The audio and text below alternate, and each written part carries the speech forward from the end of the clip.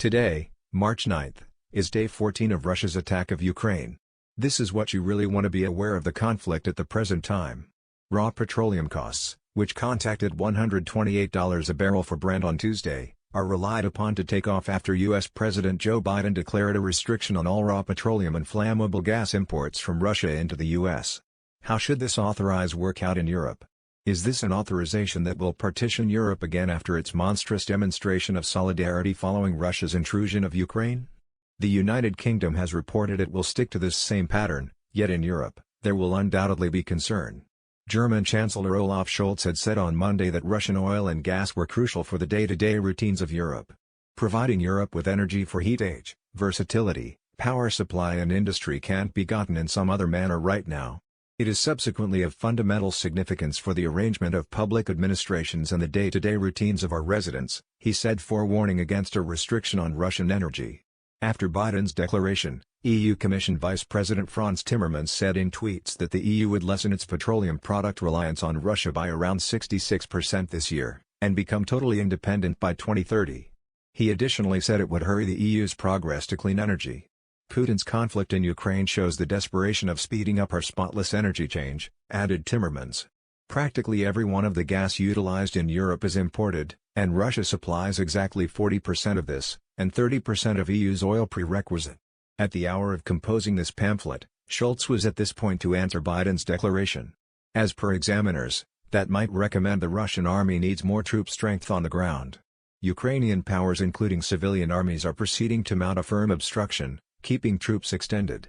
While the conflict has effectively uprooted almost 2 million individuals, the Office of the High Commissioner for Human Rights said as of March 7, it had recorded 1,335 non-military personnel setbacks in Ukraine, 474 killed and 861 harmed.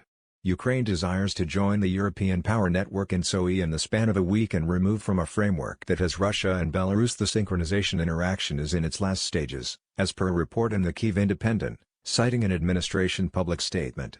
The move is pointed toward liberating Ukraine from power reliance on Russia. The EU Energy Commissioner Kadri Simpson had said in a tweet on February 28 that a crisis synchronization was in progress, and that he trusted it could proceed continuous by the intrusion. I will ask ENTSO and the part states tomorrow for their help to finish the crisis synchronization as fast as could really be expected. Simpson said that she would look for help from other EU countries in laying out a crisis association with Ukraine.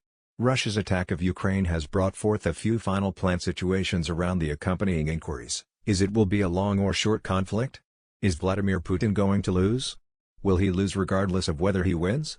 Practically all experts analyzing the conflict, they are for the most part Western, concur that the more it goes on, the more troublesome it becomes for the Russian president to support the activity in the midst of the broad endorses that have as of now begun harming the nation, and, surprisingly, more challenging to legitimize it back home. Lawrence Friedman is among the premier Western key experts. He says that the conflict is going rather seriously for Putin. The Russian chief could have thought this sounds a fast activity, yet Ukraine has placed a spanner in his arrangements.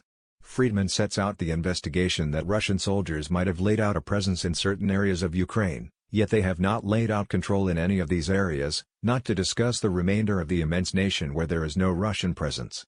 Russian guards got divided as Ukrainians misdirected them into wrong courses, exploded scaffolds to slow the development and trapped isolated units. Deficient troop strength has forestalled an attack on Kyiv, as leaders hang tight for supply holes to be filled.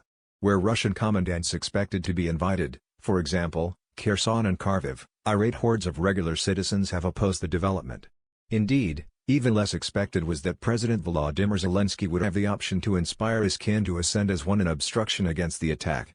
He contends in another piece that Putin's consenting to chat with the Ukrainians, 3 rounds of talks have been held in Belarus, is an affirmation that Russia wouldn't prevail with regards to forcing its adaptation of tranquility on Ukraine, and would need to arrange a truce.